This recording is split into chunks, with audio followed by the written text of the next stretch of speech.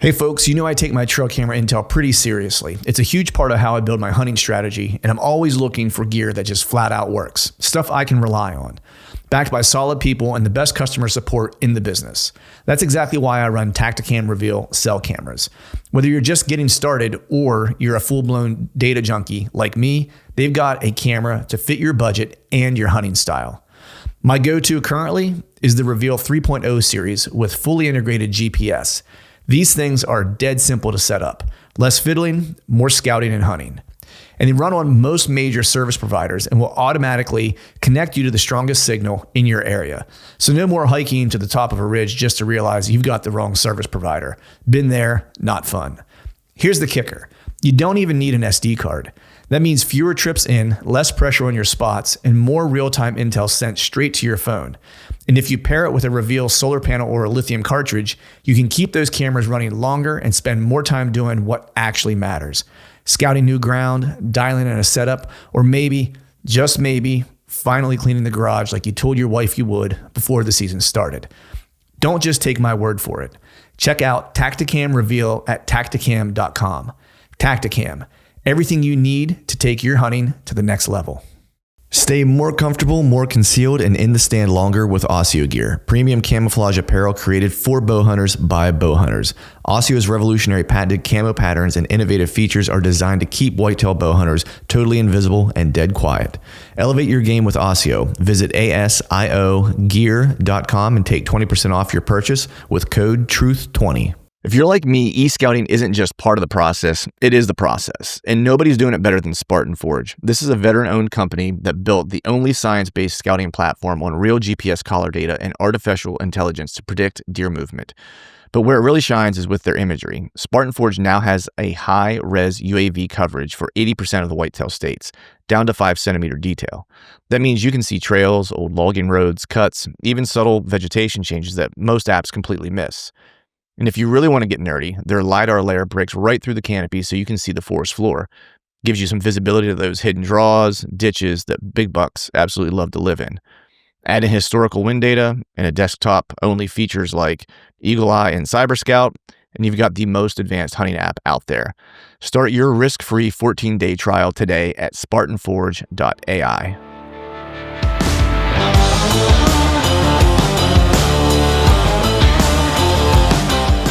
Welcome to the Truth from a Stand Deer Hunting Podcast, brought to you by Tacticam Reveal Cellular Cameras. I'm your host, Clint Campbell, and you're listening to episode number 476. And today I'm joined by my buddy Travis Keith to talk about his $2 season and effort over outcome. So stay tuned.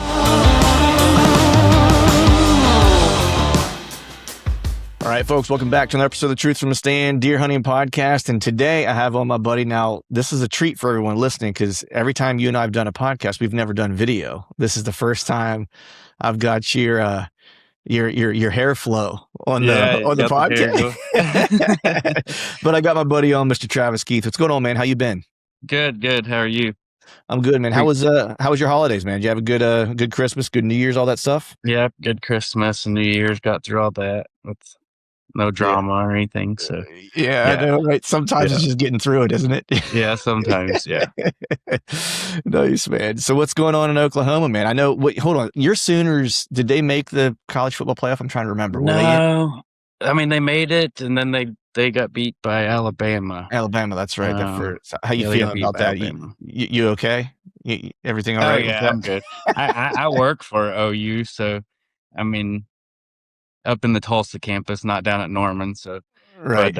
But yeah, I'm good. Yeah. Nice. Yeah, I was thinking of you during that game because you're one of the few guys I actually know from Oklahoma, and I remember just from talking with you over the years that you did work for OU. Yeah. And so every time I see him, it reminds me of you. And then they took a loss there, but yeah. Look, man, my Penn State Nittany Lions didn't do anybody any favors this year on the football field anyway. So I'm one to talk. They always represent on the mats, though. Oh man, tell me, I was there yesterday. Actually, I went up to Rec Hall to watch the Rutgers match, and I'm like, I mean, I like Penn State football, don't get me wrong, but like Penn State wrestling is where Yeah. you know, that's like my Olympics. Yeah. Kind of Like, like OSU, wrestling Cowboys yeah. in Stillwater, Yeah. No, so So, do you follow the Oklahoma State wrestling? not as close as I should, Yeah. but Well, I they've mean, always been a powerhouse program, and yeah. yeah, And now you got Dave Taylor, which, is turning you guys I mean, look, Smith was killer for a lot of years, right? Just you hit a certain point sometimes maybe you just don't connect with the athletes anymore or whatever the case is, right? But legend for a bunch of different reasons, but yeah, you guys got a good one in David Taylor. yeah, I yeah, think yeah. it's going to be a matter of time until he has all his guys, and then Yeah, it'll be good for college wrestling though, man. Like, it's as a Penn State fan, I enjoy the top heavy years we've had for the past 15 or so, yeah, yeah, but it'll be good for college wrestling to have some stiffer competition and so forth. yeah, And, yeah, for they sure. would probably be able to bring it, but yeah, they look good yesterday. It's funny because, a lot of the fellas on the team are actually big outdoorsmen too, Right. you You know? get that a lot nowadays, like, Bo Nickel, and Hmm. you hear that from these MMA guys, or wrestling guys. Yeah. That's usually where you get some of your hardest core bow hunting dudes that are gritty and tough, and Yeah.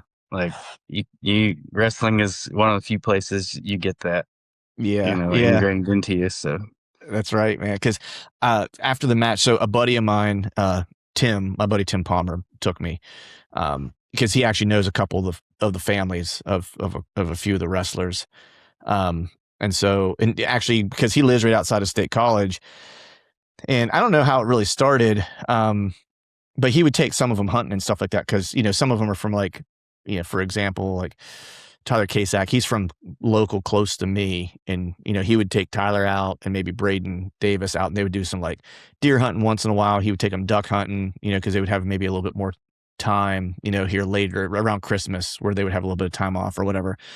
And then it just kind of became, he'd take Levi out and then he would take Josh Barr out. And so like he basically has a crew of guys that he kind of takes out with them or whatever. So it's like I go with him and then I get to kind of chop it up with those guys about bow hunting and stuff like that, which is cool. But that's cool. Side story, it was like I actually got to spend a little time talking with Levi's dad yesterday as we were kind of sitting there, and my buddy Tim was, knows a bunch of folks that were there. And so they were kind of sitting talking, and I was talking to Levi's dad, and he's an interesting guy, man. Like just, you would love to meet him. Actually, I was thinking of you, knowing that you and I were going to do the podcast, because he is very much a, like he builds his own bows. Like he was telling me like the bow, I guess the first bow that Levi shot, like he built for him and built his arrows for him and stuff like that. So he's a boyer. He does like period specific like reenactments. And then he said, Wow. yeah. And so the one wild thing was that he said usually between like Christmas and New Year's, sometime where he has a little bit of free time or whatever, he and a buddy of his would take like all primitive gear and just go get lost in the woods for a couple of days. And basically what he would take would be like, like a ground canvas. He's like, I would take like, whatever my wool, like frontier type bedding you would use, like if we were in colonial times or whatever the case is, right?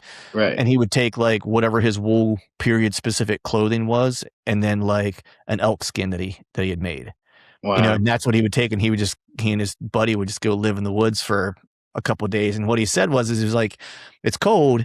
He's like, but it's wild how quickly your body will adapt to that cold, and like you start to immediately get into that circadian rhythm where you're up 30 minutes before daylight and you're in bed 30 minutes after dark, Right. So Yeah. just a super interesting guy, man. Super nice guy, but super Yeah. interesting guy. But I thought of you because I was Yeah. like, man, Travis would like this fella. He sounds so. I've got a buddy, and I just texted him right before we got on here, and I was like, "Do you mind if I mention you if it comes up?"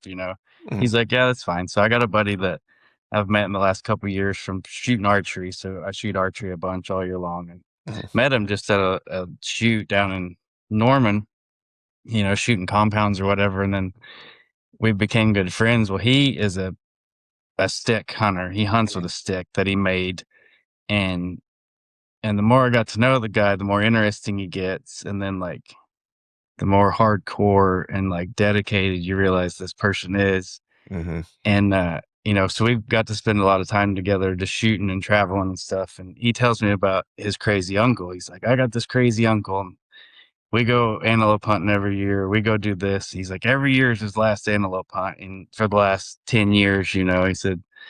But this guy is like you said, lives a part like of the reenactment, Mm-hmm. like, but kind of lives the life like that in a way. He has a second alias name that he goes by, which isn't, you know, and so and David told me a couple stories where his crazy uncle would like wanna wanted to hunt a buffalo, and he was like, "Hey," he said, anybody got a ranch?" And he's like, "Yeah," he's like, "Well, I'm gonna buy a buffalo and just stick it out there on that ranch, and we're gonna go hunt it, but we're gonna like take a covered wagon. We're gonna do it the old way, take a covered wagon out there and break this thing down." And Right. it's just a just hilarious story. That's And awesome. yeah, it reminds me of that.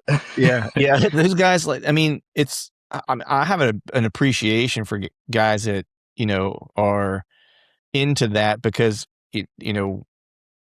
like, you lose a lot of that, like, of where things Oh, came yeah. from and like how people used to do things. Like, cause one thing he and I started talking about a little bit was, cause last year I told him, as we were chatting, I was like, yeah, last year was the first year that I really used a stick bow. That was Yeah, where right, I committed exactly. to it for the year.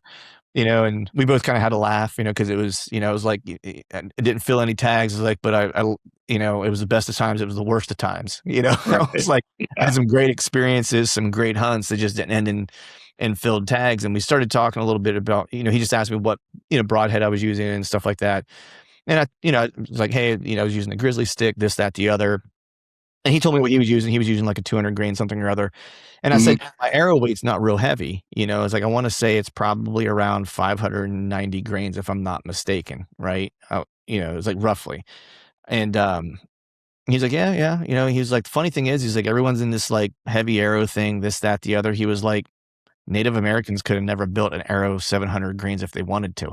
He's like, do you know the size of the piece of stone they would have to have on the front of that arrow? He was like, they would never kill anything. They would never penetrate anything, right? He was like, Yeah. you think about the broadheads that we shoot now. He's like, people will find, arrowheads and stuff like that, and they'll think that it was like for small game because the arrowhead was small. He's like, no, he's like, the reality was, is like those were their big game heads. You Yeah. know? And the one thing we don't think about is, we've become more proficient with our weapon, right? Of like, we're using compounds and they shoot Right. high, feet per second. They're fast. They're efficient, so you can shoot a heavier arrow if you want to, like this, that, or the Mhm. other. But what he said was, he's like, if you think about it, they were using those small heads and they didn't have a super heavy, weight to it. He's like, and they were good shots. He's like, don't get me wrong. He's like, don't want to take that away from him. He's like, they could shoot like no one's business. So they could put it where they wanted to put it. Mhm. He was like, but what they were that has been lost over time is they were master trackers. He's like, so they weren't, Yes. he's like, they were just trying to get an arrow in the animal. He was like, and then they will kill the animal eventually if it doesn't die from that arrow. He's like, but they were so good at staying on the animal. That was really the hunt. Like Yeah. there's two parts of it. It was like the part of finding the critter, and then it's just get an arrow in it. And then the second part of the hunt was, now I'm going to go find him after I've hit this animal, and we're going to finish him. Yeah, that is a big part of it that is lost. I mean, Mhm. not totally, but very quickly, just about totally. Yeah. Yeah. Yeah. Well, And because now, I mean, if you think about it, it's like people are like, not saying you shouldn't bring dogs in or whatever, but like you have right. the whole drone debate and stuff like that, where Right. people like, I don't know, to me, it's like that's part of the hunt. And that's the part that I think people forget about the most often. Yeah, it's a huge part of it. And yeah, everybody, yeah, once they get there, they usually panic or give up real quick. And that's the hardest part is, yeah, being diligent, sticking with that. And yeah, I'm not a great tracker by any means, but I've got some good stories that where I've stuck with it and things have worked out for sure. Yeah. But um I remember the one time, well, just to go back to like one of the last times that you were on, you had that like miracle track job and you found like a hatchet or something that you had lost or something like that. Yeah, and on the way back, I found Yeah. the buck on like 10 days later on the way back. Yeah, I shot Yeah. that buck and lost them, and actually went in to Kansas and shot another buck, in liver, which how they react. And I gave that one more time and had to go. I walked about 5 miles in this small area looking for him, and he ended up being like 25 yards away. Like, Mm-hmm. and but the but to stick with it, all with the little bit of sign that I had, and then like even calling Eddie and be like, man, what do you think about this? And he's like, yeah. And he'll tell you straight up, he's like, that doesn't sound good, man. He's like, Right. I Yeah. don't know, like that. Eddie's not one to mince words.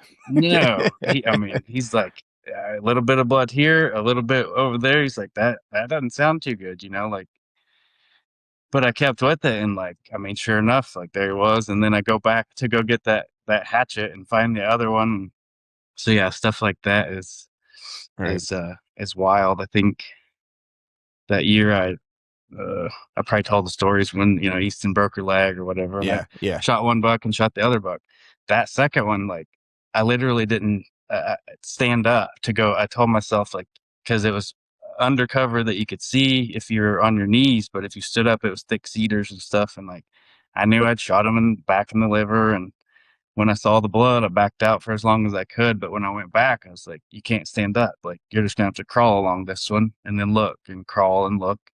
And so I did. I just went from spot to spot, and then I would look, and eventually, about 150 yards into it, I spotted him up there, and he was still alive. And I didn't jump him, and I just had to wait him out. And I know if I would have walked in there, like I would have ran him off, and then that would have been the end of that probably. But right. Why do you think that the tracking component of hunting, whether it's following up an animal that you've hit or even just tracking in general, right? Like cutting a track and following deer.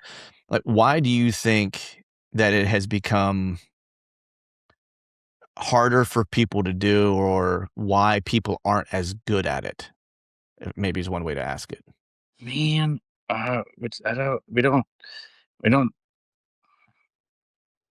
we don't get to do it very often. We don't practice it a lot. I don't think it seems like a lot of people up north, in your neck of the woods, use like pick up on a track and use that more than I feel like people down here. Like we'll see a big track and be like, that's a good one.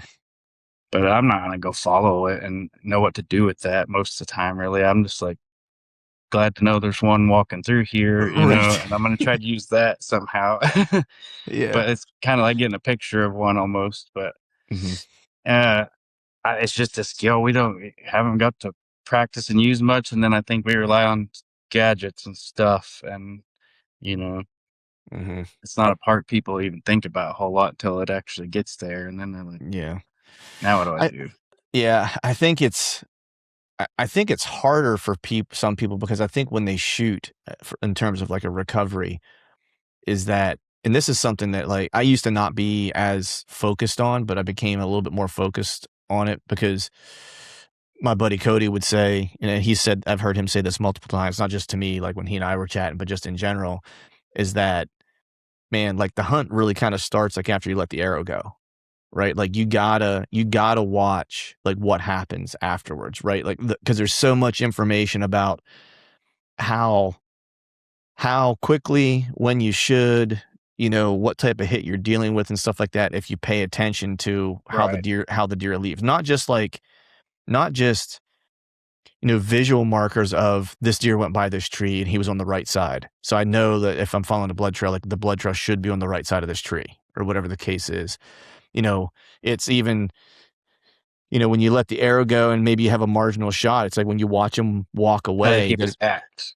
Yeah. How did he react? Did he hunch up? Like, did his tail flick? Did he what are like some of the tells that you would say, like, that's a gut hit deer, that's a liver hit deer, that's a deer that's like, I've got one lung or whatever, just based on their reactions, And he's always said there's so much information in that, like, it's happened so fast. Usually it's like that 1 to 2 seconds, right? Yeah. But people let the arrow go and then just kind of black out, and don't know what happened. Yeah. Yeah. I've been there before too. We've all been there. Yeah. I think But yeah, most of watching us how they are react. there. Yeah, watching how they react and just having that experience of shooting some good, shooting some bad, and learning from your experiences. Like, there's a quote I keep as one of my notes. It's like I use it for shooting. Um, you're either like you're either winning or learning. And hunting wise, like if you do it good, that's great. If you do it bad, like you need to learn from that too and watch how he reacts or whatever. So that's what I Yeah. say. I shot another one in the liver. It's because I've done it before, and Right. I saw him walk over there and then stop and stand there and hunch up and then flick his tail and then get enough energy to take a step and then 2 steps and then walk off and then be alive 6 hours later or 14 hours later. Those things are tough, and they usually won't go far the first time. Yeah. And but yeah, so experience is worth a lot. Yeah. And unfortunately, the way you get that experience is to have some of those bad situations happen. They're inevitable if you do it long enough. Yeah, definitely. And Yeah. talking about track, and one of my first, not a first experience, but a experience that opened my eyes was when I was out with Eddie once. We were in Montana. We went elk hunting, and he had killed a big bull, and we were packing that thing out through just hellhole of stuff, the Right. thick Yeah. stuff, and the mule was good, but he kept kind of bumping into Eddie and like stepping on the back of his ankles every now and then if he had to jump over a log or whatever. We had finally made it. We had made it to the top, and it was going to be like an easy walk from there on. Like, and that mule saw daylight and took off. Like, just took off and into the wilderness. Like, he took off, and he had, I mean, the elk, like all the meat. He had Eddie's backpack, the fanny pack, like everything Eddie owned was on the mule because he was carrying it. And this, he just took off running. And Eddie, we split up. He's like, you go back towards, the truck, which was still 4 miles away, and I'm gonna go off grid and see if I can find him. And yeah, so he ended up finding, the mule, and we met back later at the truck. Well, the mule had thrown off like his fanny pack, and the fanny pack had like, personal knives. It had the camera, had a new video camera that we had some like killer stuff on, Right. And he's like, well, we got to go back and look for this fanny pack, So we go back the next day and we start right where the mule took off. And he's like, I'm going to track the mule. He's like, and you just look on each side of this trail and keep an eye out for this fanny pack. He's like, I'm not looking for it. I'm going to track this thing. And we took off, and he starts tracking this thing by his tracks only because it's just a mule, Yes. And I'm watching what he's doing, trying to learn, and it's a rock flipped over or some, brush moved here or there. And like, I quickly was like, oh, holy cow, like he's really tracking this thing, Yeah. And we went on an escapade and zigzagged back and forth on the side of this mountain. And I swear we tracked that mule for like 98% of every step he took. And we found a big clider and a cow call that fell out of the fanny pack, and we never found the fanny pack. And we went back the second day, and we went through the whole process again and never did find it. But like, I'll never forget, I was blown away how he tracked that mule. And he's like, oh, I've been doing this for 20 years. They run off, and this is what you got to do. And I'm like, Right. no, this isn't normal. No, that's wild, man. Like, it's just something whenever you're able to spend time with someone who is just, who is just really skilled at something, Yeah. and Eddie's one of those guys that, he's just cut from a different cloth from a different time. Yeah, for sure. That's the only way that I can say it, Yeah. he was, he learned all the stuff that he knows before there was really ways to learn it, aside from just going and saying, I think I like doing this and I'm going to go do it. Yeah, by hard work. Like that's all I can say about that guy is his effort, you know. Yeah. Good, bad, and different. It doesn't always work out, but like his effort overall is, you know, Right. Man, how important abysmal. is that just in general? Effort, right? Because, I think sometimes people, they'll wish for an easy button, or, if I just have this, or if I could just figure this out, or Right. have this piece of information, or whatever the case is. And it's interesting because, going back to what we were talking about at the beginning, like I love wrestling, and I love, jujitsu, and I Mhm. love any like athlete or person who's really, really good at something. Like it doesn't Right. have to be sports, it doesn't have to be jujitsu or wrestling or whatever. It could be bow hunting, it could be shooting a bow. Right. And the thing that I always kind of get from the people who are really, really good at it, that typically when you hear them talk about how they got there, first off, they'll recognize all the kind of shortcomings that they've had, and that's really where they learned a lot, whether it was shooting a bow or wrestling or jujitsu or playing golf, whatever it is. It was their bad shots or their bad situations that kind of were the catapults for them to advance. Mhm. The one thing that I always kind of hear, especially if it's something that's process driven, where it's not just something that is like that is I do this thing and I get this reward, where the reward is the work, so to speak. And the one thing I always kind of consistently hear is that, you know, you're just looking for good effort, because as long as that is there, right? And like you're giving the effort that you expect yourself to give, or that you're capable of giving, that the results will eventually come. But it's Yeah. all going to be based off of like giving good effort every time, Yeah. you know? Yeah.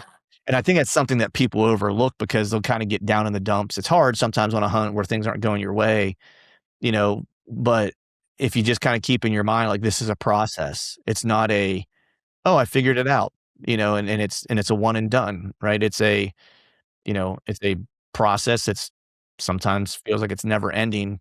And more than anything, it's you continually giving your best effort every time Yeah. is the thing that's ultimately going to get you there. Yeah. Yeah.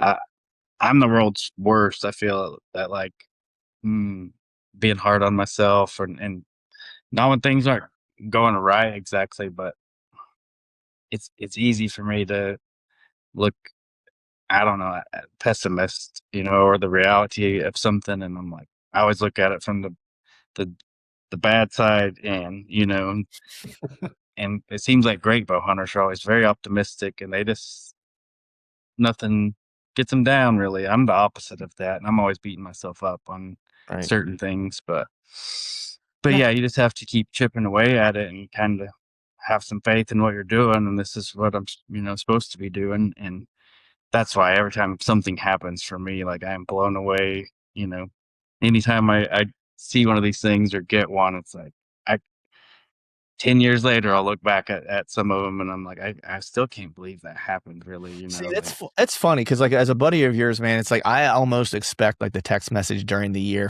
from you, like, I know, and not in a way of like putting pressure on you or whatever, but it's right. just you're a guy that that I've gotten to know, that I'm like, he's you s- you might say that you're, and I get it, like, because I can be a pessimist too, and I think it's okay. I think every bow hunter rides that roller coaster, you know, but I think I some are think worse, and I think some are just really great at not getting bothered by some of it. I've got another buddy, named, David, from South Carolina, David and Kenny. They come over here to Oklahoma and hunt, and, I'll be down there doing my thing in the grind, kinda getting after it, not and they'll come over and they'll be like, "Yeah, we saw this and saw that and saw a whole bunch of people over here and a bunch of and, like, they never had a bad attitude about it." And I was like, "That would man, that stuff bothers me."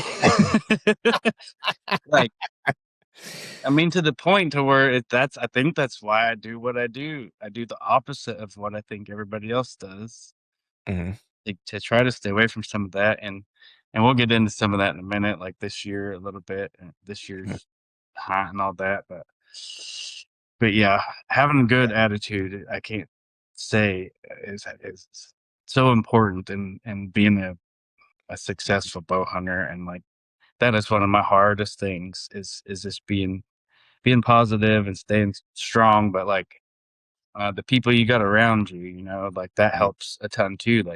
Yeah. Like you're the sum of the 5 closest people that you hang out with, you know. Preach. Yeah. And I mean, my brother, you know, he's a jujitsu guy. I haven't got into it yet. Like, We're gonna get you.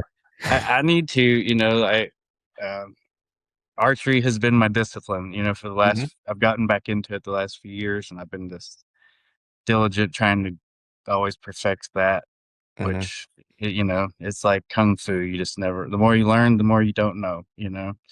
That's it. But as far as mentally tough person, my brother is that guy. He's that guy. You know, Eddie's that guy. You know, and if you're having rough time, you know, you bouncing things off of them, and it's like, you know, one of them will have a good idea, or just like, yeah, you know, suck it up and get back after it. You got to Right. keep going, you know. Yeah. And that's what I need a lot. A lot of times, it's just like, well, you just got to keep going, you know. Don't Yeah. give up. So Yeah. I try to, you know, I used to be probably harder on myself, and you know, and look, I still, I'm the first to admit, like I always take the more realistic kind of pessimistic slant. And I think earlier, or when I was younger, I think it was because I was using it as protection, as a reason for why maybe something doesn't happen, right? Make me feel better, just being honest.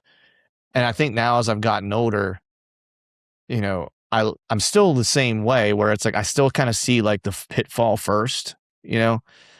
Um, but that's also what I do for a living. Like I'm a strategist. So it's like I always kind of see, like I have to identify the problem before I can identify the solution. right, Right. And so I always kind of like go to the negative first of like, well, what's not working? What's not right? right, What's a complete disaster? All right, cool. How do I fix that now? Like, what right, do I do different? Right. So I think as I've gotten older, it's like I've spent less time there. I just spent enough time there to identify. And then I kind of quickly move to, well, what am I changing now to do this? yeah, And you know, I know we talked a little bit last year, just like text messaging and stuff like that. Like I was chasing, you know, that big deer that was in Pennsylvania, and I was chasing that deer, and I spent the whole season after that buck. And it's like, you know, that was one of the things that taught me a lot, because that was, you know, just being honest. And I've talked about this before, so I won't belabor it, but it was probably the best season I've ever had, and was probably the most miserable I've ever been at the same time.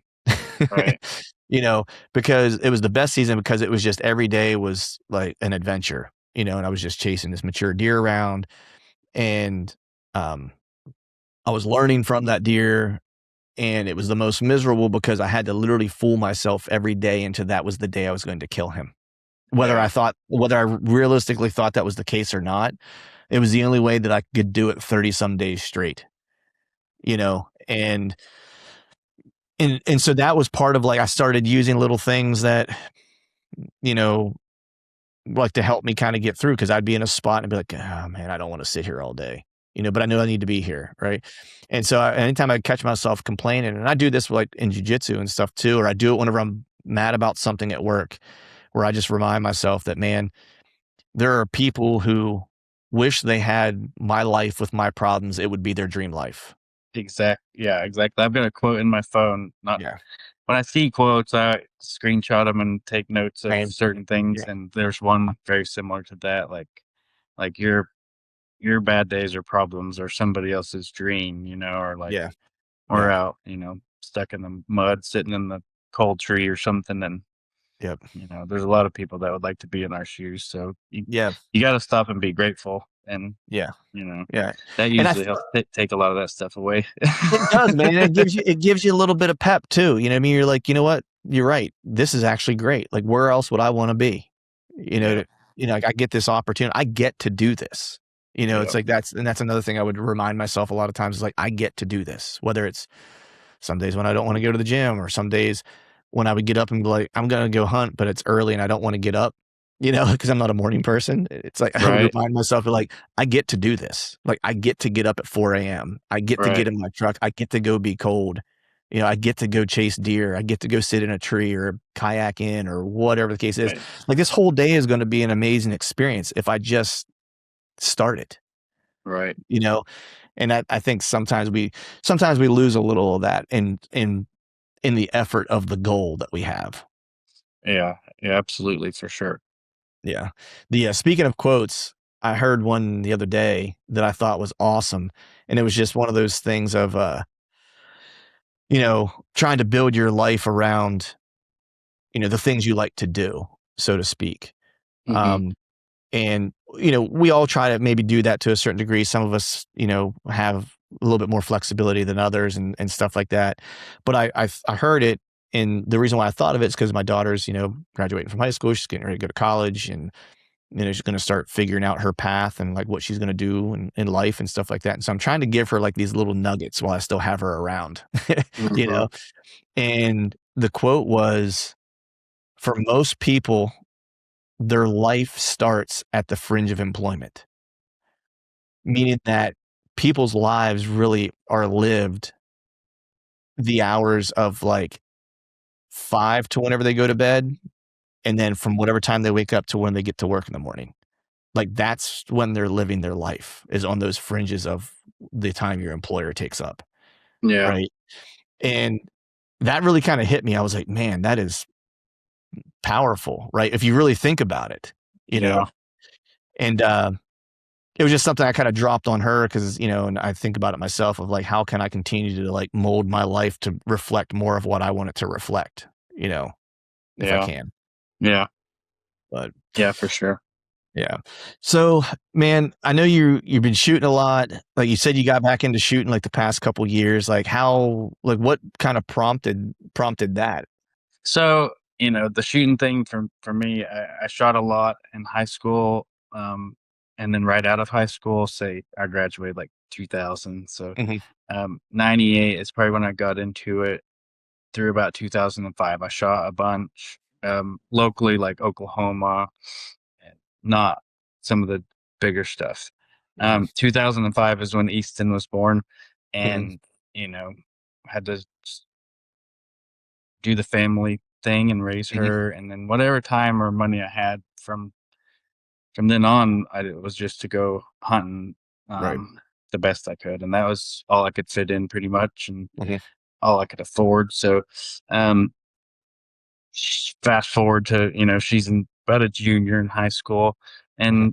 and for the most part, she stayed here with me. But her junior senior year, she was spending more time at her mom's because she Mhm. has another little sister over there and likes to Mhm. be present in her life and Mhm. stuff like that. And it was just kind of winter, and I was just bored in my sitting around my house. Like I'd repainted, you know, like the living room and stuff like that, and I was just trying to find things to do.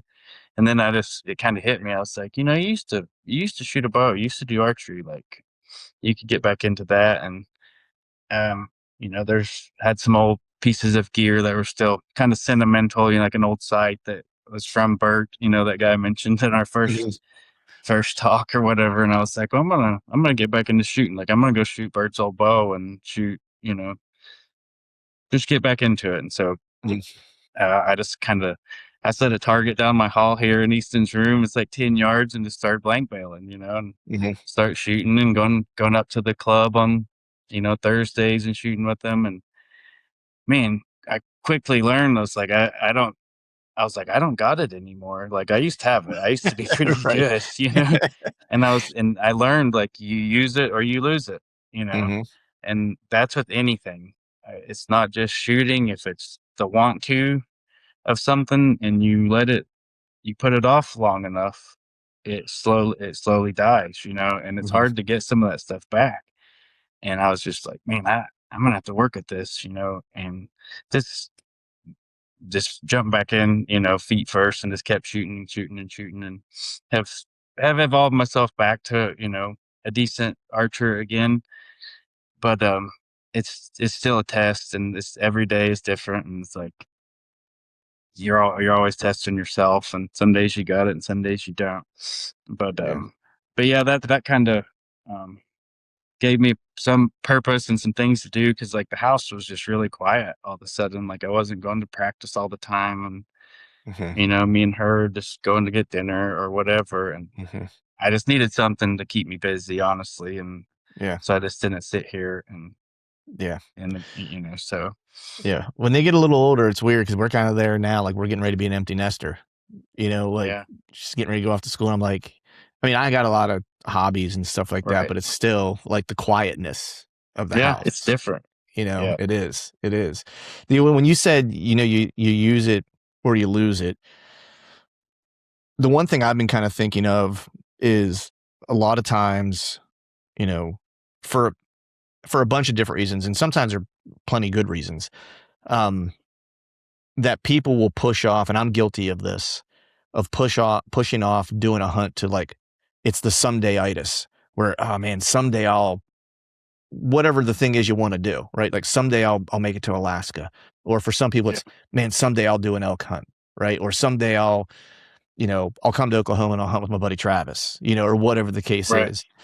And it's kind of like if you either use it or you lose it, right? Because like you're going to eventually run out of some days. Yeah. you know? No, if there's something that guy wants to do, he needs to go do it. Yeah. Because you're not guaranteed tomorrow, Yeah. Yeah. or What's your someday? What's the thing that you look at and go, someday I'm going to do? I'm gonna hold your feet to the fire now, because oh my if you ain't done it goodness, yet, I'm gonna. you had to ask that. So Yeah. that's a terrible question. I'm a horrible planner. I'm horrible at planning ahead and looking ahead and being like, I want to do this someday. That's like, I talked to some people about this. Like, I feel like it's a fault. Like, I don't plan ahead well enough. Like I don't have ambition to like go to Alaska or Africa or something like that. Like, and I've got to hunt elk, a few times, and I don't know what my someday is yet. Just yeah, I don't have a specific one thing. I feel blessed to get to do these things that I've got to do. Honestly, like it still blows me away that I've got to even go and do some of the things I've done. So Yeah. Yeah. yeah, Yeah. I nothing think specific. my someday is again, maybe it's getting a little older, and having being a little bit more reflective, but mine is less places. Like I still have some places I want to get to. I love hunting the plains, and so I've kind of done that. And like I have some stuff I want to do with the stick bow, because that's just something that's new to me. It's like, that was always a someday thing. Someday I'm gonna go and I'm gonna use traditional equipment. So I started doing that. Mine is more, I want to kind of go hunt with some people that I've met through, fortunately, like, I've been fortunate being able to do this podcast for a bunch of years. And so I've met a bunch of just people like you know what I mean? Right. That like, that are just like really good people that, I wished we lived in the same town type of thing, so I could see these people more often. Right. And so my someday is like, I want to try to go hunt with some of the people that I've been able to kind of make relationships with, Yeah. regardless of where it's at. Like, I don't care. It doesn't even have to be like, we're going to go chase big deer. It's just more, I want to be around this person, Yeah. like this person is good people. We're similar in certain ways. We're different in certain ways. And just like what you're talking about earlier, which is like, you're the sum of the 5 people you spend time around. Yeah. I want to broaden my circle. You Right. know what I Yeah. mean? Like, and That's have as many important. I good mean, like, people. there's a scripture, iron sharpens iron, as one person sharpens another. And like you get around other similar like-minded people and you get better, as a person, as a whatever you're after, as a bow hunter or whatever you're pursuing, if it's just being a good disciple, if Yeah. it's just, yeah. And I lack some of that sometimes, because like I say, I sit here a lot by myself, and Me too.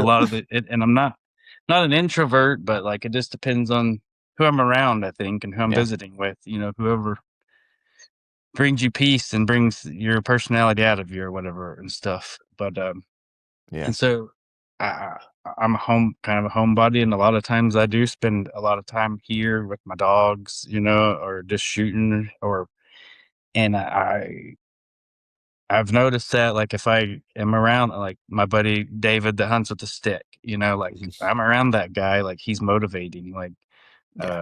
and I'm like, he has the work ethic, and, like, I can do that too, like, Mhm. and he motivated me into, you know, before I went elk we went elk hunting last year, like, I was running, like, a retarded amount, you know, Right. just and send him a text at 3 o'clock in the morning and be like, I just did my 7 miles. Like, what are you doing? You know, he's that kind of guy. And I was like, Yeah. he was getting it out of me though. And like, ever since then, I haven't done nothing, you know,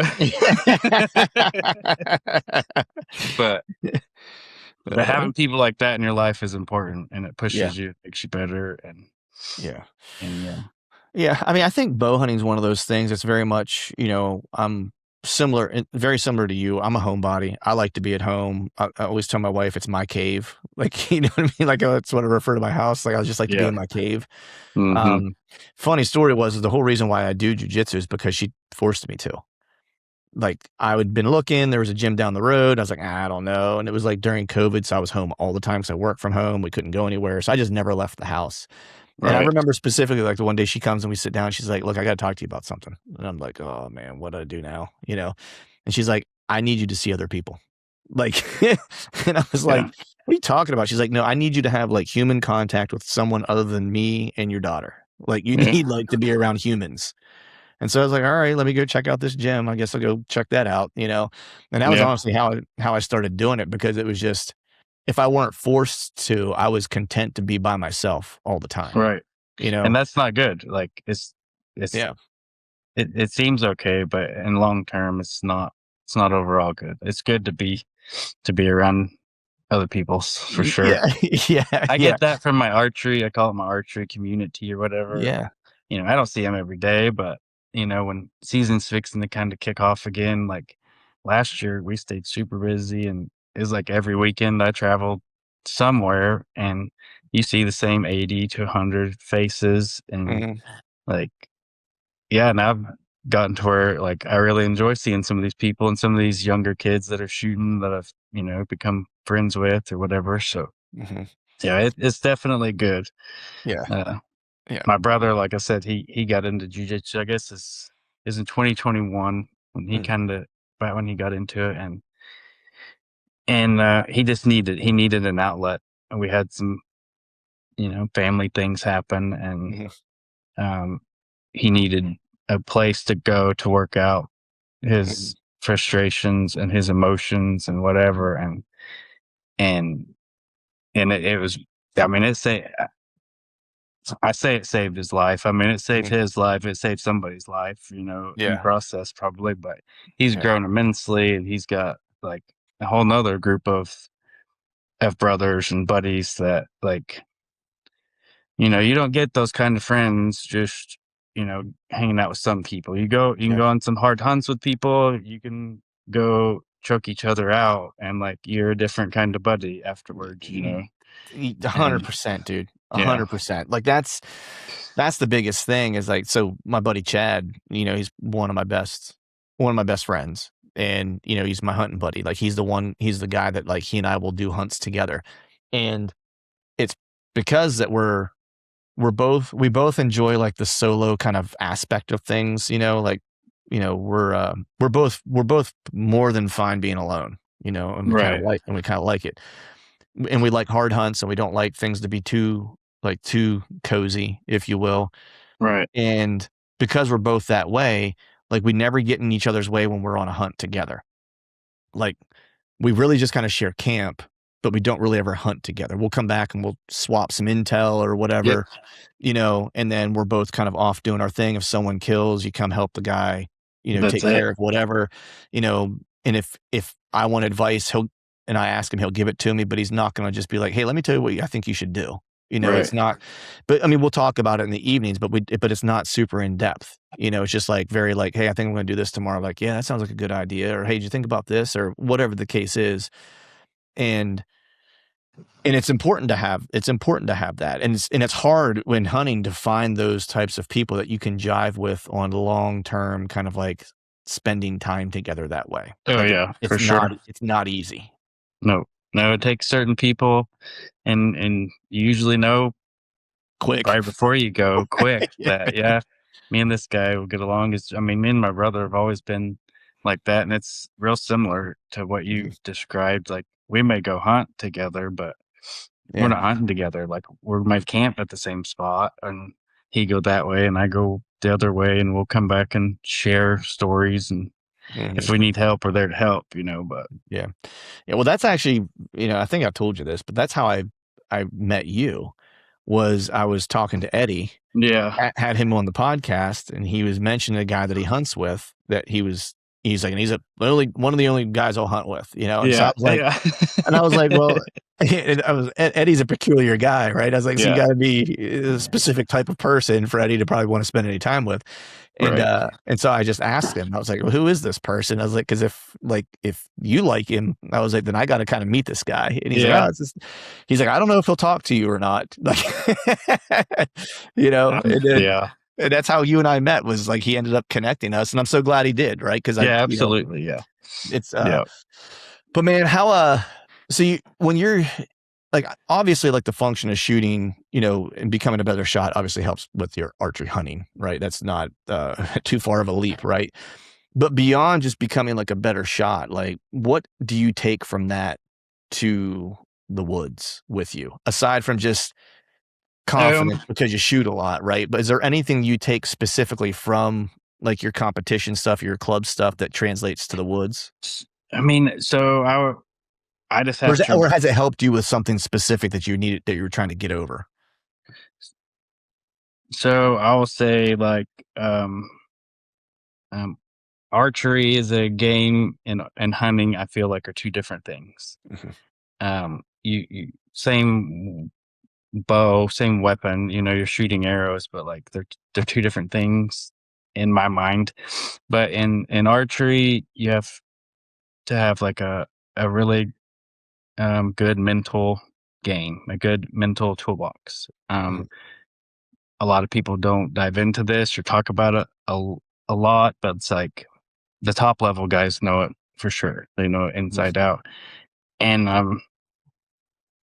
and developing, a good mental process. You got to have a good mental process to be repeatable, but you also have to have a good mental toolbox to help, get you out of a slump, or when something doesn't go right, like, to get back to that positive side of things, because being a pessimist in archery and trying to worry about all the other things, like, isn't going to make it better. Like, it's always the Indian, never the arrow. Right. Normally, and most people want to tune their stuff and look for reasons, what went wrong or why, but it's usually a mental process. So developing a good mental process, and taking some of that along with you, and like some different quotes and different scriptures that give you that energy, or give you, that peace of mind, or that, okay, yeah, there is a reason why I'm doing this, or, um, but as far as just shooting a lot, I'll tell on myself, like, I shot probably more than most people throughout this year. I shot a lot, and right before I go on, like, my 2-week hunt or whatever, during the rut or whatever, like, I always get it's a weird funk, like, before the preparing to go, and before I know I have to go, like, I put things off until I run out of time, and I get in this, and I I never have been able to really understand why. I thought it was just because, like, I didn't like leaving home, but now, like, there's nobody here to leave. It's just my dogs. But my daughter was here, this year, and we sat here and talked about it, and I was like, I was like, I just don't know. Like, I don't know if I've got it anymore, like, I really, and I said, I feel like even if one walks up, I was like, I don't even know if I'm going to hit it, like, that's how not negative I felt, but I was just like unsure about, but That's But wild for someone who shoots as often as you do. Like, where do you think that it comes from? I don't know exactly. It's just myself beating myself up. Like, if you don't feed yourself full of good stuff, like the enemy's gonna feed you full of bad stuff. You know, he shoots flaming arrows too. You know, and like that's just my inner battles. You know, like I'm always checking myself or like trying to knock myself down for some reason, even though like I may do good, and it's just part of my Your something I deal personality. with, you know, Yeah. my personality. It's what keeps me striving to be good and better, or you know, because it's like if not, I'll just sit there and tear myself apart, you know. Right. But we talked, and that's how I felt going into it. Like I'm just really not sure, you know. Last year I didn't kill anything last year, you know. I hunted really hard, and we can talk about that. But and it's not that getting one or not getting one doesn't equal success. You know, I tried super hard last year, and I did, you know, I did what I always have tried to do. It just wasn't working, you know, and I kind of felt like the whole time I was like, yeah, this is probably isn't the year, you know. I don't know Right. why, but I went and did anyways, and I sat long hours and had some, you know, things happen or whatever, but I just never connected with one, which doesn't mean I was successful or not. Some of the elements last year, I think coming out like, I don't know, without drowning, I think that was a success. Yeah, that's Like, positive. man, like last year, and you know, the water level had changed. So it's what it was. I mean, but like the river was super low all year, and I had planned on certain type of logistics of I can get in here, get out there, I can walk here, walk there, and then like a couple days before it rained like a year's worth, and then the river, you know, was at full capacity. Like the night I got started, you know, a couple days before, and it's like I'm gonna have to come up with a different. Like this isn't gonna work. How am I gonna? And so I come up with a new plan and did it, you know, and it worked. I had to try some new things, and I learned a few things that helped me this year. You know, like so it didn't work. You know, I just didn't get within bow range of a good shot at one last year, but Right. but so.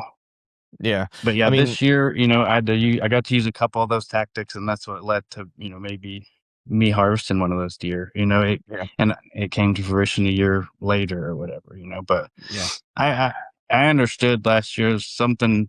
I just felt something was off with, you know, I say me, but it's just like this might not be your year. You know. Yeah. Man, I Mhm. think, you know, when you've been doing something long enough, you kind of get those spidey senses, you know, Yeah. like regardless of what it is. You know, you listen to guys that are, you know, are athletes, for example. You know, they'll go into a game and they'll prepare, you know, playoff game, whatever the case is, you know, since we're in the playoffs right now for football.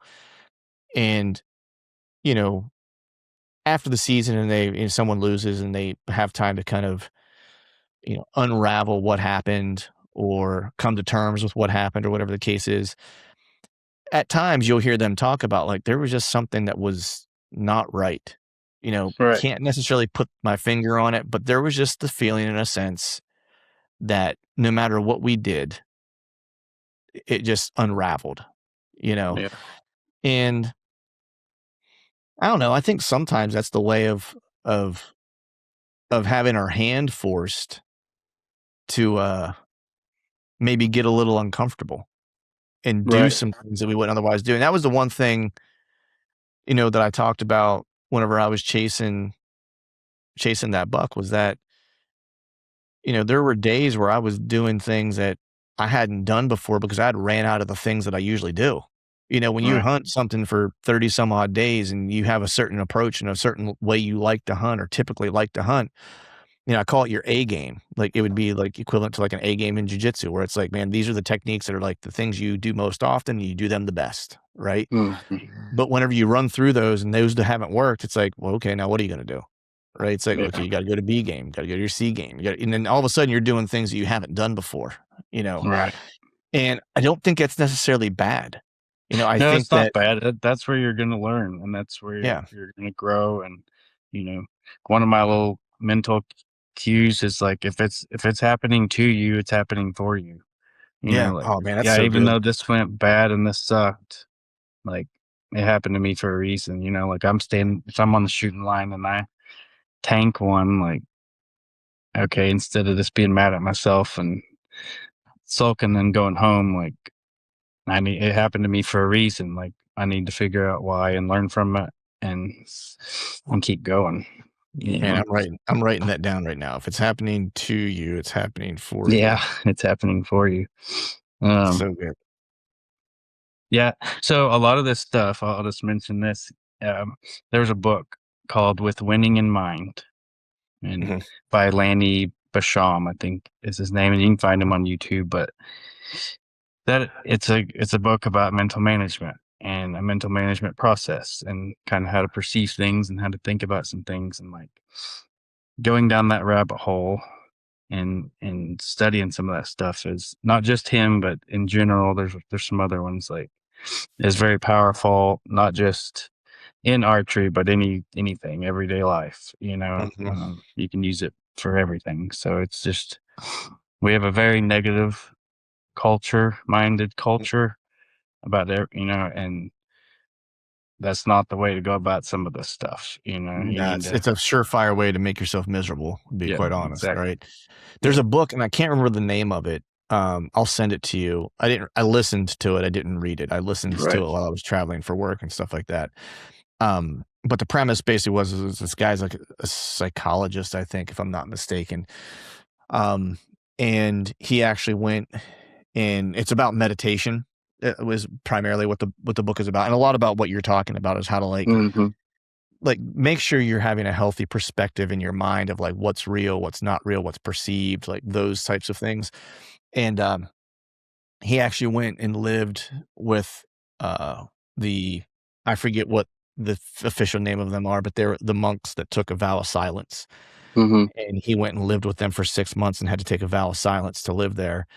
And it was just meditation all the time. And he could only speak like once a week. He would get to speak with like the guy who was I don't know what their names are or titles, but like he was the leader, like if you were the head guy, and he would get only so much time per week. Like I think each monk got, just call it a half hour or whatever it is to speak with him a week. And that's the only time you could speak was with Right. him.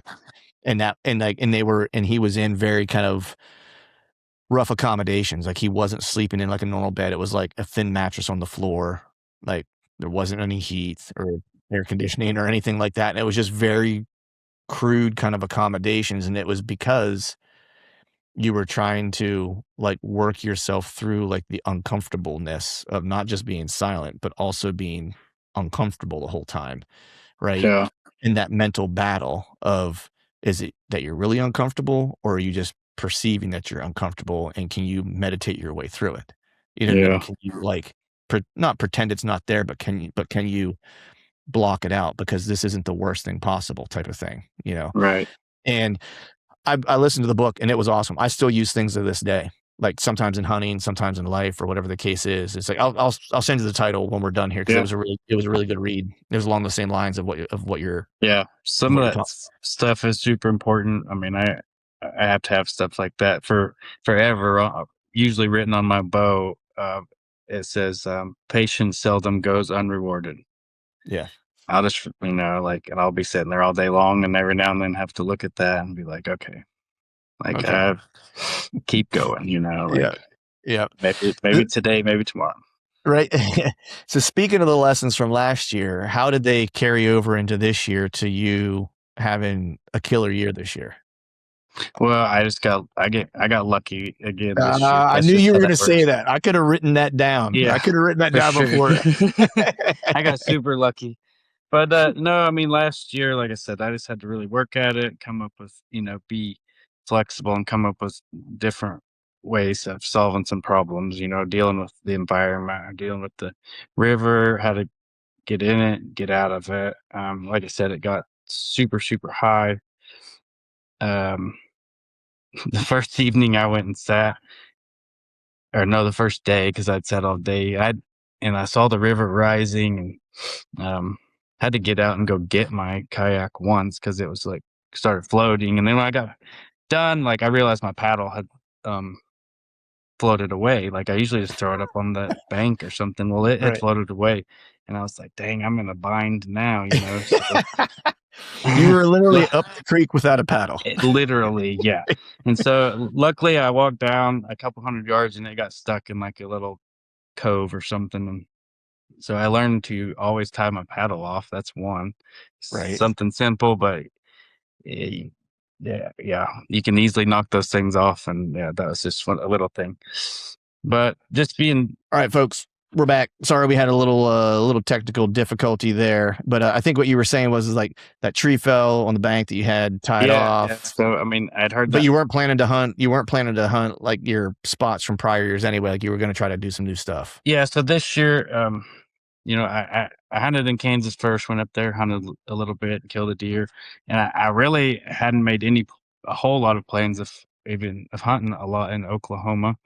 I was planning on everything being up in Kansas, but that didn't last quite as long. So I was able to come back and just jump right in kind of where I left. And, part of something I'd learned last year, was just different type of access where I hadn't put in before, um, and which allowed me kind of to float down the river. But to get in the bank, like it's a big 10, 15-foot drop off. So I had to be creative and use the pieces of a ladder stand and a rope and tie that off to a bush. And, that's where I got in, every morning just to get in, and then, it's like a mile and a half float down to this one specific tree that I hunted the year before, the last 2 years to that specific spot.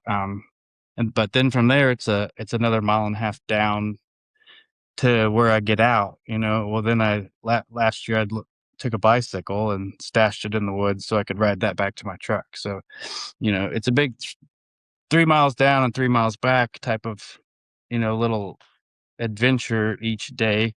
But like that allowed me to cover some more ground and get to some spots, not easily, but I'm getting to the back sides of things and nobody's getting to easily. Like, Right. and so little stuff like that.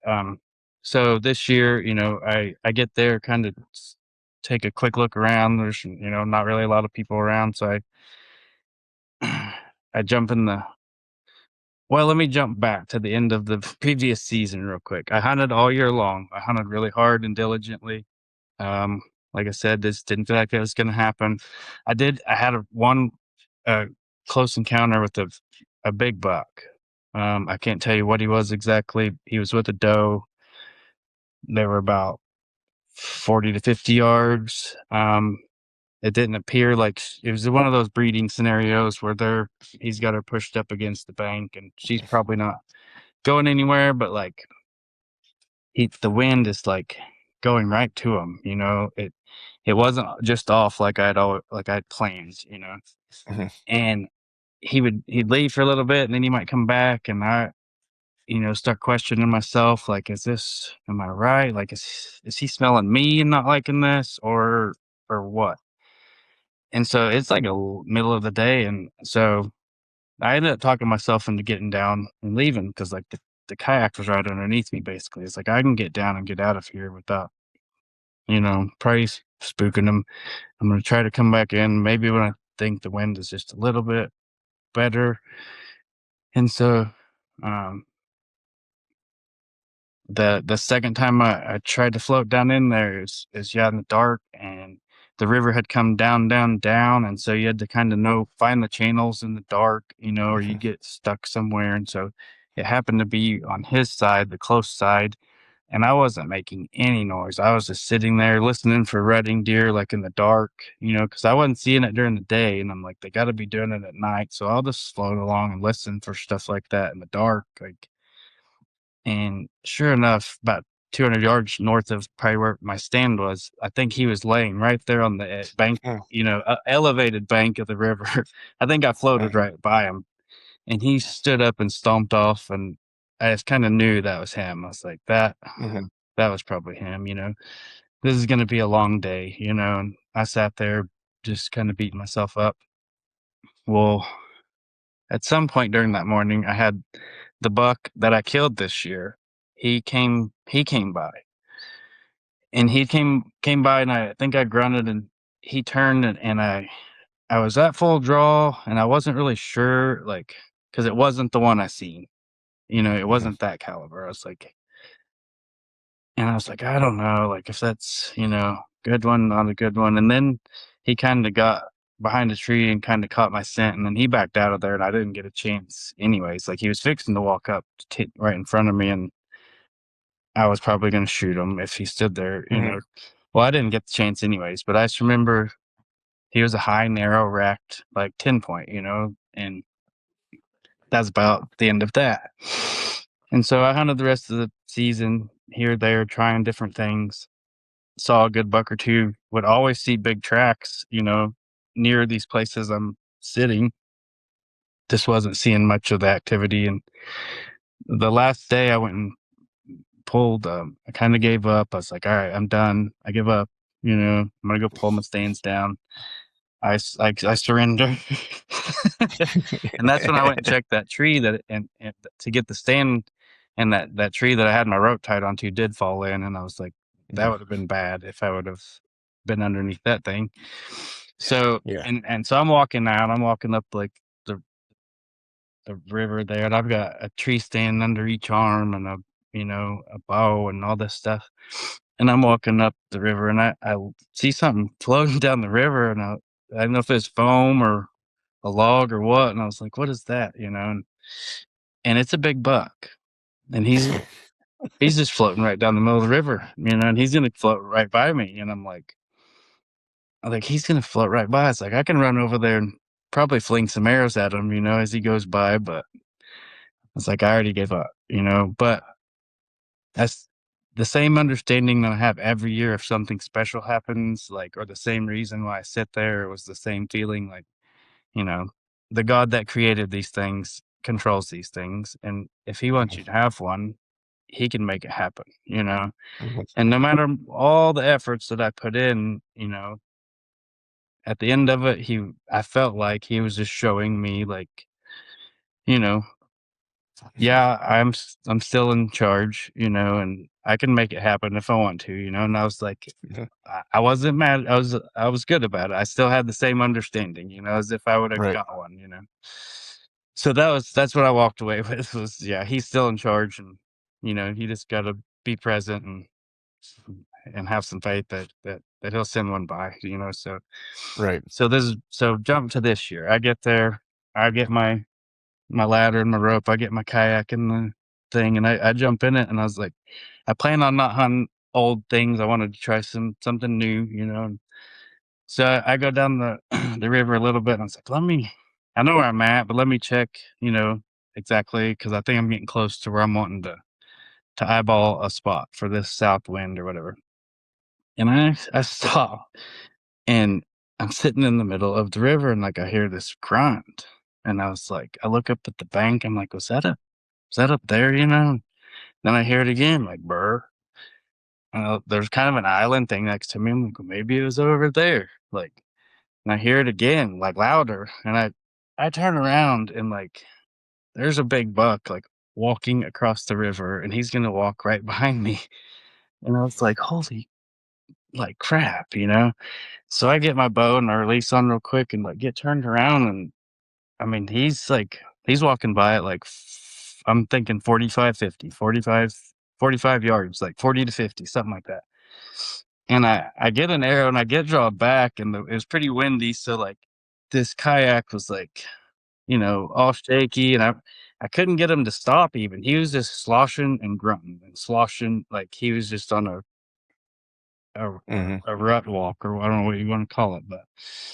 And I just remember aiming at him, and I was like, this is extremely unstable. Like, what is the deal?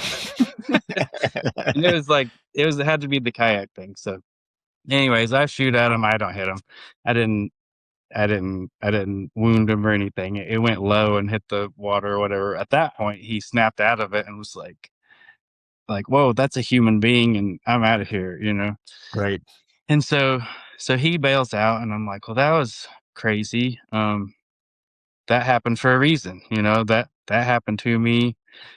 Like, why, and there's I've noticed certain places, like they'll cross rivers regularly. Like there's certain places they like to cross, especially remote ones where, and I was like, Mhm. maybe this is one of those places. And my good guy, on this shoulder was like, yeah, you need to get out and find a spot and sit here. So I got out like right where he climbed up that steep bank and found this tree and kind of got a stand in it. It's not that I was like hunting him. I was just like, you need to sit here and see why. Mhm. And so, and it was like one stick high in this big old elm tree. And I sat there for ended up being like 3 days, but first day wasn't much going on. I think out of 3 days, I could have shot 3 tiny like spikes. So usually that's what I see is like a spike in the Uh-huh. morning, a spike in the evening, and Yeah. then 6 days of that, and then like maybe a good one comes by randomly. Mhm. And so I think the second day I'm sitting there and it's like middle of the day and this spike shows up and he's panting and breathing like, and I'd watched him shake off the water. He had swam across the river. I was like, oh, he swam across the river. I didn't even notice because it's kind of, oh, that's behind me, and I'm not always looking behind me. Mhm. And well, he acted like he was in the middle of a freak show somewhere, so he goes back and goes back across the river, and I was like, well, probably a freak show going on over there. So Mhm. about I don't know, 15 minutes later, I just happened to kind of turn around and look over that way just to see what was going on, and the buck I ended up shooting, I see like this big 10-pointer, like I saw his left side, and so I said, that looked like a big 10. And he was over there like having to chase off like 4 or 5 other bucks. Like there must have been a doe over there, and like a buck went running by, and I seen this big one chasing him, and then there was like 2 or 3 little ones following him. And then and I just caught 2 or 3 glimpses like a couple times. And I was like, dang, that was a sure enough good one over there. So, but the wind wasn't correct or, favorable for me to be over there. So I sat in the same place the next day. Next day, I got one glimpse of him doing the same thing, chasing something, you know, the third, the fourth day of the area, the wind was favorable. I went to that side and there was just like a giant blowed down tree that I could hide like it was like a 10-foot root ball type of deal. And kind of had a dugout, It was an awesome natural blind. Like I sat there, didn't see anything, no big deal. And then the next day it was going to be like an easterly wind, which would put me down at this tree that I've hunted before.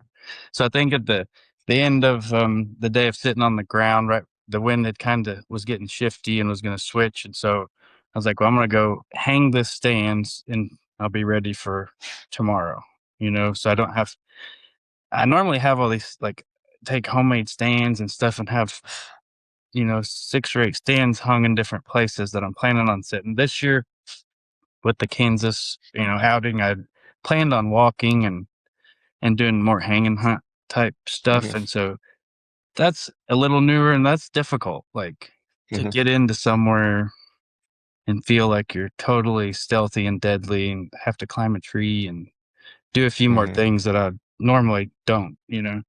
So I'd went down like, yeah, that evening before, which like I said, it's a mile and a half float down there just to get out, hang the stand and then mile and a half float out and ride a bicycle 3 miles back to the truck. But that got me ready for the next day. Like all I had to Mhm. do was float down there, get out and get in it. Mhm. And so the next day, since I've done it a few times, I was a little more used to it or whatever. So yeah, I float down there, and like that's the favorite part of like my day is like the dark of the morning, and I was just floating, like chilling, just kind of staring at the stars and just really appreciating everything, and like don't hardly have to paddle, like show up there like a ninja, you know, and get out and get in the street, and I'm ready. And yeah, about 9 o'clock, or I'd seen a couple deer, but like it's so sapling, like dog hair thick. I was like, man, I can't even tell what they are. I was like, this is dumb, you know. Like, I don't even know what you're doing back here. And you know, so I'm sitting there, and mid morning, I look up. There's about 2 little openings where I can see some, and he's standing in one of them. And I was like, ooh. I was like, that's a good one, you know. Like you should probably grab your bow and be more ready, like for that, you know. And he walked off, and I was like, well, there you go. Like that was a opportunity. I don't care if you were ready or not. Like so I had grunted, and I saw that he had turned and was kind of coming my direction, and from the year before, the one that kind of got by me, that I let kind of get by, but then, you know, got out of there. I was like, that's about 35-ish yards, and you should draw your bow. Like, I know it's thick, but like, get your bow back anyways. And so I get drawn back, and I see him kind of step up in this opening. I can't really shoot it because it's pretty thick, but I get down off my seat and just crouch down as low as I can, like in my stand, and a little hole opens up, you know, and I was like, that's 35, you know, and I just touched it off, and it, you know, I mean, dead centered him, you know, and he blew out of there, and then it was just silent, and I thought, dang, for as thick as that is, I should have heard more, you know. Right, right. So I waited, you know, a good hour, and then got down, went and found the arrow. The arrow went through him and then stuck in a tree that was past him, and it was, you know, covered in decent blood. There wasn't much right there. There wasn't any hardly right there. I saw his tracks, you know, where he bolted out of there, and kind of went on I always go on a little walk, like where I think they went for some reason. I'm like, I think he went right over there, you know, and that Right. didn't lead to anything. I ended up right back. I'm like, I better go start this like from the beginning. So, and just follow his tracks. Like Eddie followed the tracks of that mule. It's like kicked up leaves. All right, there's a track. Kicked up dirt. Okay, yep, he went that way. I was wrong, you know, and went a little bit, and then found a little bit of blood, and I was like, okay, well, I did hit him. Like he's bleeding some, and didn't have to go very far at all. And then I saw him laying it through there, and he had probably bolted 100 yards, and then stood there. He didn't even know what happened, and just probably passed out. You know, went to sleep, and once I got up there on him, I was just really amazed because he was a really good deer and animal, and I don't know if I realized it right then, if that was the same one, or if it was a little bit later. Like I think I had encountered that animal on the same trail, roughly the same time of year, you know, like a year apart. How people with the cameras, they can log things better, and it happens a lot. A big buck comes through an area similar 1 year later a lot, you know. I think that was similar situation or whatever. So Was that the same one that was swimming down the river? no, nope. That's wild, dude. Like, I gotta tell you, man. Like whenever I talk with you, I know I'm gonna hear a wild story. Yeah, like you see I some of get the crazy wildest stuff stuff. like that. Crazy stuff Yeah. like that happens. Yeah, it wasn't the same one. I don't know where that one went. Yeah, Well, regardless, the one you killed was a dandy, man. That thing's a he was hammer. Great buck. a beautiful Great buck. buck. And you know the two neat things that I from this year that had happened have nothing to do with, you know, kind of the hunting part. You know, the deer up in Kansas. You know, I'd killed along the river.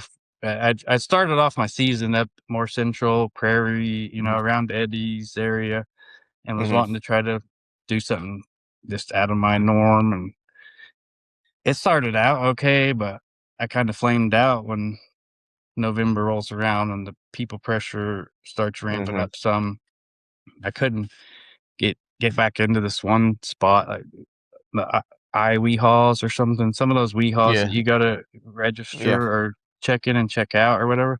I'd found a really good deer on one of those, and then like come more around November-ish, like that thing just stayed. It was only one registration at a time, basically. It wasn't a Yeah. big piece, but it stayed completely booked 24/7, 365, and I couldn't really go back in there. And so that kind of that was 3 of my wins. I had 3 stands I was gonna, hunt, and I just got frustrated. Like I said earlier, that happens to me, and so I was like, I'm gonna go just bail off and do what I know, which is find some water and get away from people, and Yeah. so that's what I did, and just went back to an old spot, old river, and kind of hunted it, and killed that 8-pointer. He wasn't uh, a big giant Kansas buck by any means, but it was a It was good a hammer. effort. Yeah, it was a hammer 8-point though. It was Yeah, a big 8-point. it was a good hunt, and it was a good effort, and it was a good it was a really good shot, and all that stuff. But when I was kind of getting back to the kayak and start um going back across that river, I'd heard a car door shut, and I was like, okay, I know what this is probably going to be, like probably a game warden or get checked or something like that. I've been checked there before, no big deal. They're pretty diligent in that area, it seems like. So anyways, I get across and I look up and I can see an older gentleman standing on top of the bank, and he's just watching me like about kill myself trying to get out of this kayak with a backpack full of meat, and because I broke the animal down, like I couldn't get him, back across. That Right. whole deal, that bank was like super steep and muddy, and um, I had to be creative just to kind of get in and out. So I had to take like pieces of the ladder stand and stick them in the mud, So I had something just barely enough to get onto, so you didn't slide back off in the river and cat claw. But Right. so, anyways, he watches me get out, and he's like, "Did you get you one?" And I was like, "Well, yeah, I got one." And I'm just waiting, like, for the hammer to drop. Nothing, and so I gotta start taking my stuff up this steep bank, and he starts grabbing some stuff, and pulling it up there, and I get my kayak up there, and he helps me pull it up, and just starts talking, to me, and I think Dan was his name, and he's like, "Yeah, I used to come down here and go fishing.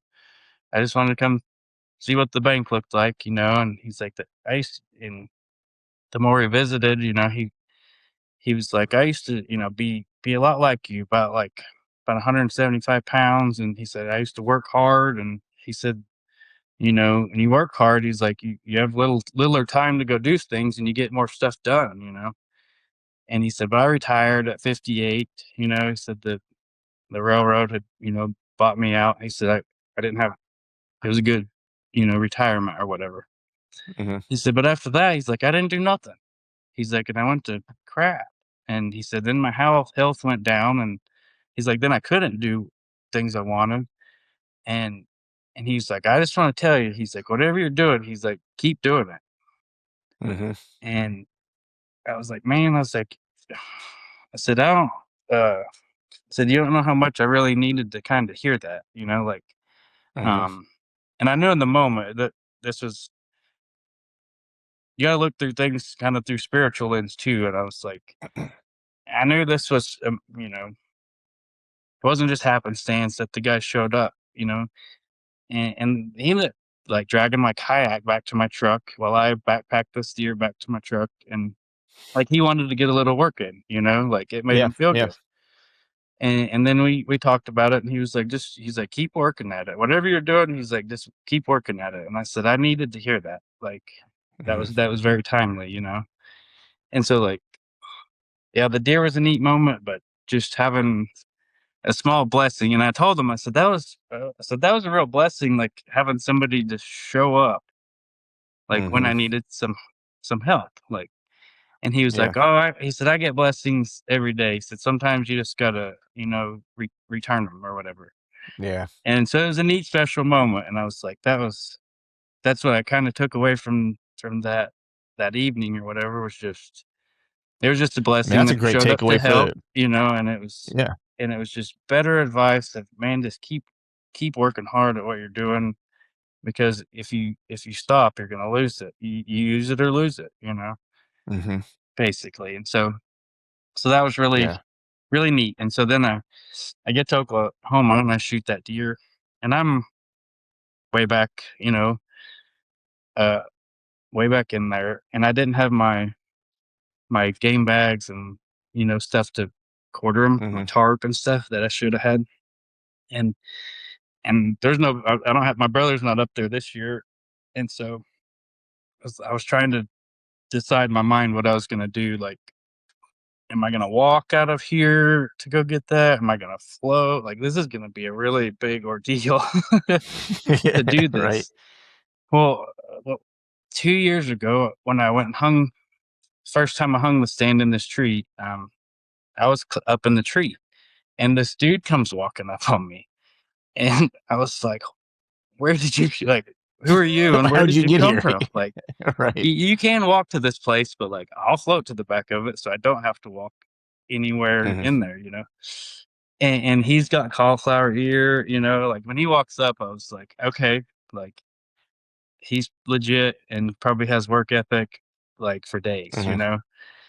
And Mhm. younger guy, and Will is his name. We met, and Will was a very successful wrestler here. Mhm. Now that I know him, in Oklahoma, he was like a 4-time state champ in 4 different weight classes. Oh, wow. And Yeah. so once I figured that out, I was like, he's legit. Like, he's got the work ethic part, and Mhm. he's probably going to be a good bow hunter.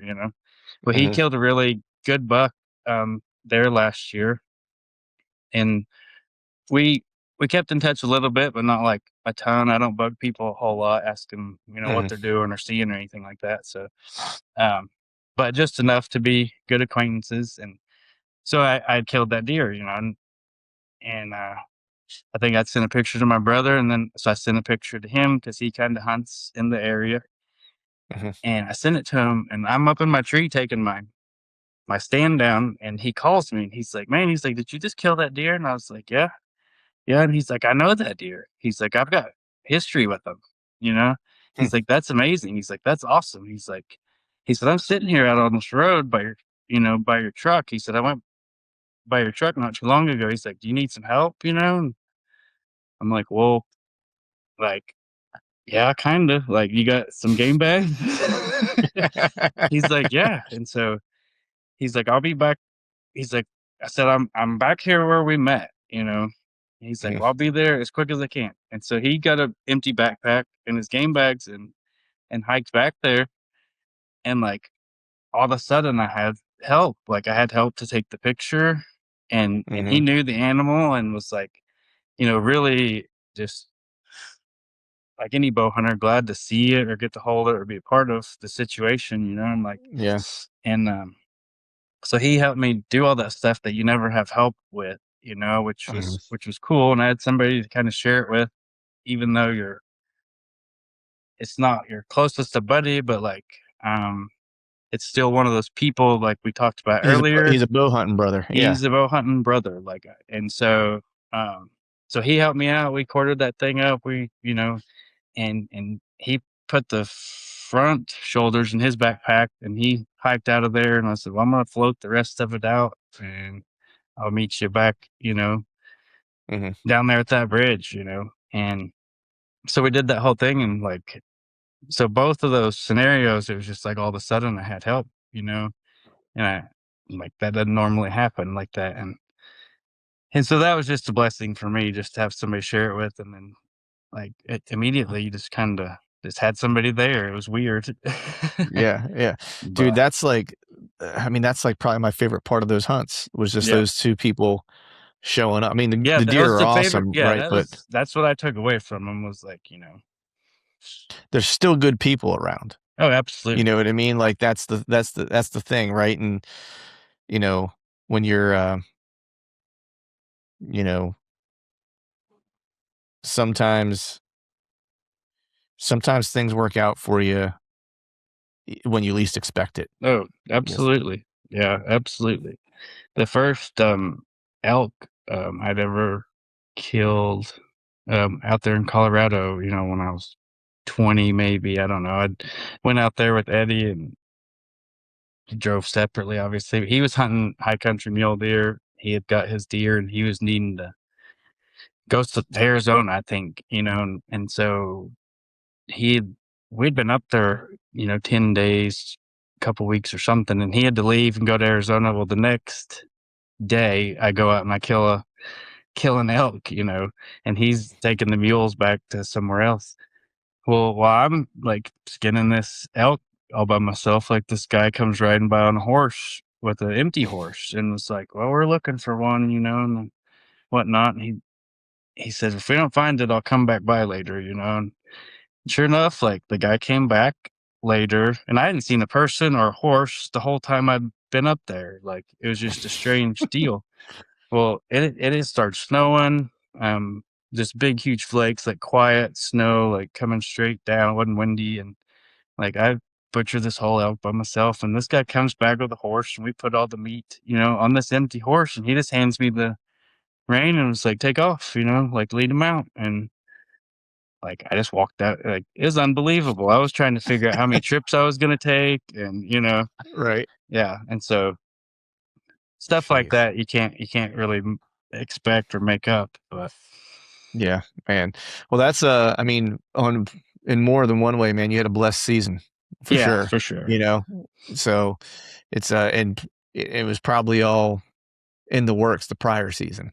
Yeah. You And know. so one little thing that I figure out for myself is like when I go hunt like the deer, whatever, during the rut, I tell myself or say take 7 days of like hunting. If I hunt 7 days, daylight till dark, I hope to get one opportunity. That might Mhm, be a 30-second opportunity, one small window of time to where you could have shot one, maybe. mhm, I hope to get that one opportunity in 7 days. And so, like, I'd hunted, you know, like I said, all 2 weeks last year, never really got that crazy opportunity. And then, like, the deer floating down the river, that was just kind of like, you know, yeah, I can send them by, you know, it just wasn't time. And then as soon as I show up this year, that deer walking across the river, like, I should have killed that thing. If I'd have got him to stop, I mhm. probably would have killed him and I'd have had another one to show you or something, maybe. But Right. to me, it was like, well, here you go, you know, like, here's your shot from last year, you know, and once Right. I missed it, I was like, well, there's 7 days worth. It's like your time starts over, like your Yeah. stopwatch starts over now, like here's 7 more days.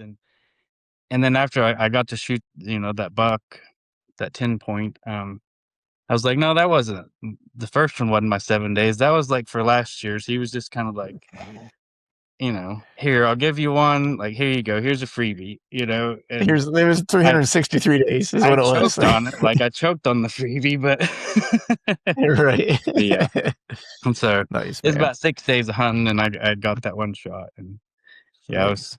I was super stoked, but Awesome, man. Well, both great hunts, dude. Great experiences, great stories as always. Whenever I talk to you, you're like one of my favorite people to talk to. Like by and large, it's always interesting, and I just like the perspective that you have, man. Like the way you yeah, hunt, the way you go about things, and like there's always something larger at play, and that's one of the things I always appreciate about getting a chance to talk with you. So, that's how I feel. There's always something larger, and it's like, if you can stop and think about them for a minute, and I call them thoughts or ideas sometimes, like, you know, why did I get that thought of, hey, you just need to sit here until you figure out what's going on. Like, mhm, I could have went on trying to figure things out on my own, but it was more like, no, just sit here and wait and figure.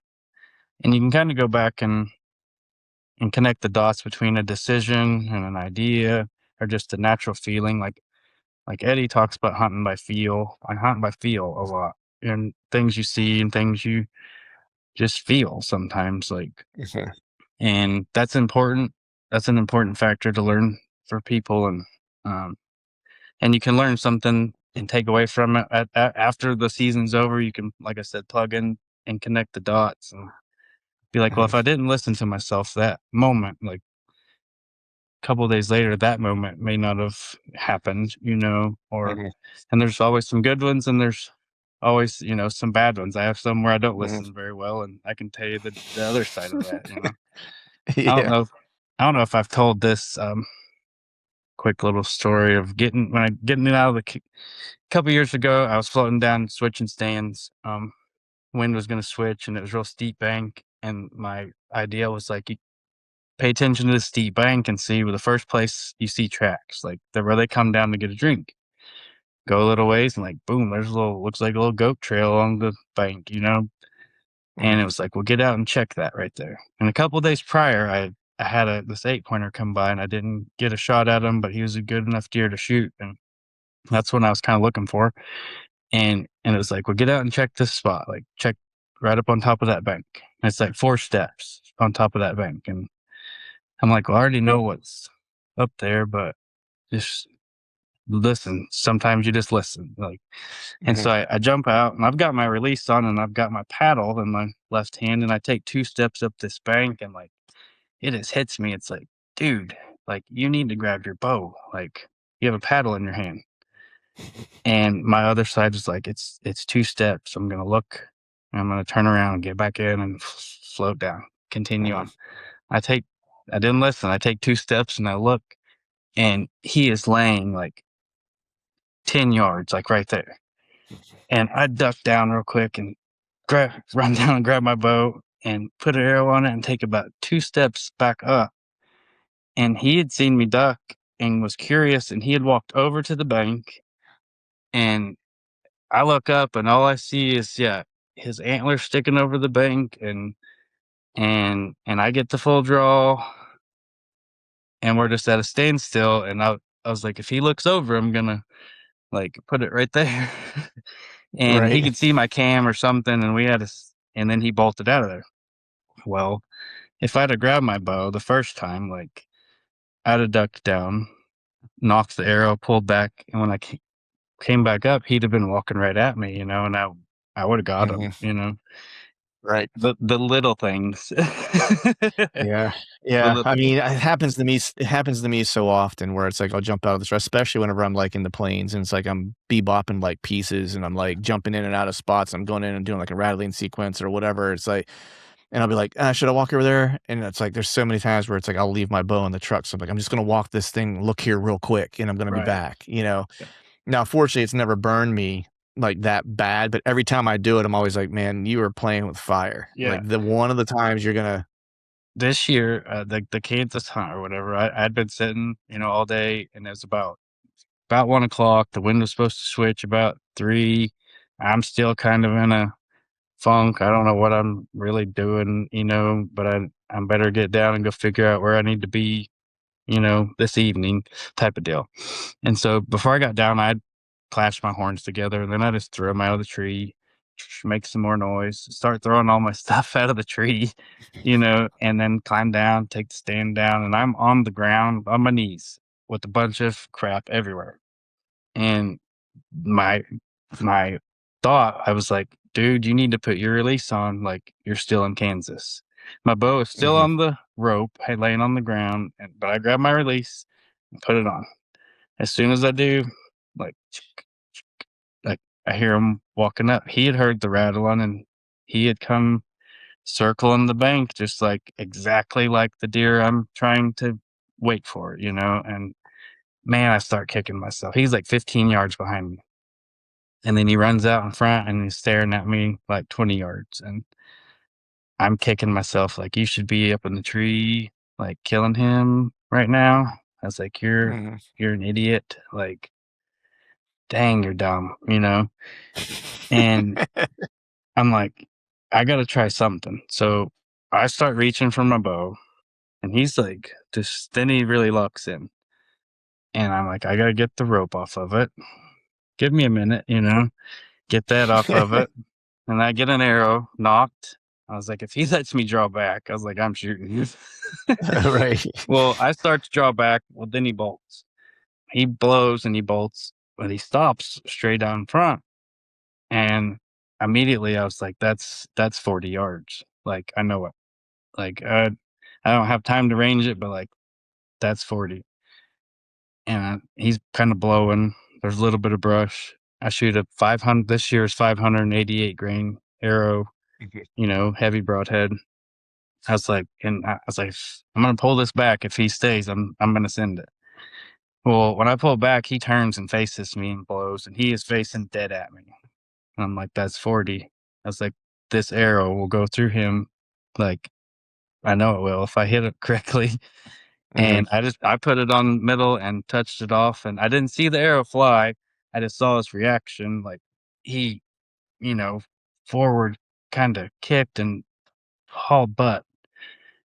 And then I thought I heard him crash, and I was like, man, if I hit him where you wanted to, I was like, that would wipe you out quick. Like, I called Eddie and I'm like, hey, this just happened, and this is what I think I heard. And he was like, oh, he's like, you killed him dead. He's like, I wouldn't even worry about it. He's like, just get up and go look. And I walked over there where he took off, and it wasn't too far past that. I could see his belly sticking up, and I hit him where the hair curls, like on their brisket, like as dead center as you could hit one, and the arrow stopped at his rear end. Basically, it went straight, all the way through him. But yeah, the little voice was like, yeah, you might want to put your release on, Right. So, Right. if I hadn't listened, Nice. I about screwed that one up anyways, but right. Nice, man. Well, I don't want to take up too much of your time here on a Sunday. I appreciate you being willing to reschedule this, from yesterday and whatnot. Always love having you on the show, man. We need to make sure we talk more often. And I need to get out to see you one of these years and spend some time in your neck of the woods. Yeah, absolutely. It's on the docket. I have it like my plan of like where I kind of want to go hunt, my someday, like we were talking about earlier. Yeah. Like you're on the someday, so I just gotta make it happen. Next year I think is Iowa, so probably not next year, but maybe the year after. After that, I'll make it to your neck of the woods. But man, I appreciate you coming on, man. Yep. Thank you. Thanks for having me. All right, folks, that is a wrap for today's show. I'd like to thank all of you for listening. And if you haven't yet, please head over to iTunes and leave us a 5-star rating, and be sure to subscribe to the podcast. And hell, while you're at it, head over to YouTube and give us a sub there too. I'd be super appreciative if you do those couple things for me. And before I shut this thing down, I need to give a big shout out to our partners who continue to help us make this podcast possible. Tacticam, Osseo Gear, Hawk Optics, Face Off E-Bikes, and Lathrop & Sons Boot Company. And until next time, we'll see y'all.